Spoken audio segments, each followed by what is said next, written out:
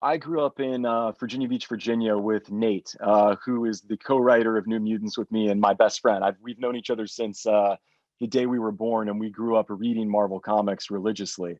Uh, we were very much attracted to the New Mutants, which is kind of right from the era in the '80s when we were really reading comics religiously. Uh, it was really Bill Sienkiewicz's artwork. It's like I had never seen comics that looked like his before they pushed the medium and what you came to expect. It's like when you see a comic book, they all look kind of the same. I mean, they're varying degrees of great art, but like he really pushed the medium in an artistic way. He pushed the frames of the comics. He pushed what you could do with the page of a comic book panel. And he really injected it with a lot of darkness and a lot of moodiness. And the kids didn't wear costumes. It felt like something different. I always remembered it and hung on to it. And once I had made The Fault in Our Stars for Fox and it was a success, Nate and I made them a comic book and brought it to them and basically said, please let us develop this and try to turn it into a movie. I've always been a fan of, I guess I'd say teen films or films that were coming of age films about kids growing up since I was that age. And when I was that age, I felt as awkward and out of sorts as any other kid does. And I think that's sort of that's a universal feeling that happens no matter what era that you live in or where you live. I think you experience all these sort of universal feelings. Capturing those and trying to capture a little bit of how I felt, how the teen movies that I loved made me feel growing up, like Say Anything and John Hughes's films and just movies like that are movies that I certainly loved. They were friends to me when I was a kid. So we tried to make a movie that would hopefully be friends to kids going through the same issues that we went through and the same issues that I imagine most kids go through. We went and shot in a real place, which made it a very interesting, I think, movie visually when you compare it to other superhero movies. It gave it its own aesthetic and its own character.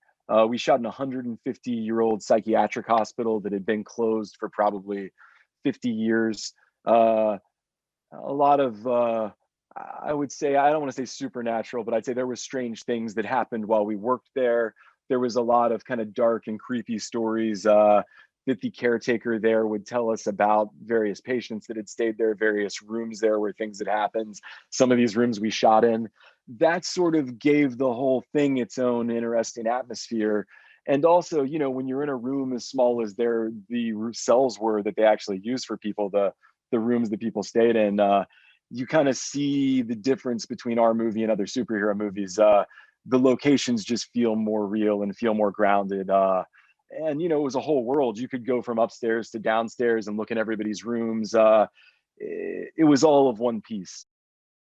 This is one of the very first films to open in theaters since the COVID-19 pandemic has begun. I think that's an incredible thing. I think it's important that people go back to the movies. I'm really, really excited that it's going to screen in IMAX because we really wanted the final act of this, the final battle where these characters have to battle this massive supernatural bear, be seen on the biggest screen possible. It's also, in some ways, the first horror superhero movie in a long time. Certainly since the current phase of Marvel films and all that. I can think back about Blade and things like that. But this one really involved teens in a way that I thought had a bit of an echo of 90s horror movies and 80s horror movies that I loved when I was young. And I certainly loved watching those. We rented them from the video store all the time when I was a kid. I wasn't able to go see them at the theater when I was young, but I was able to rent some Nightmare on Elm Street movies and things like that Nate and I would watch, and we would get really scared and have to run back to his house and watch Better Off Dead to be able to go to sleep at night.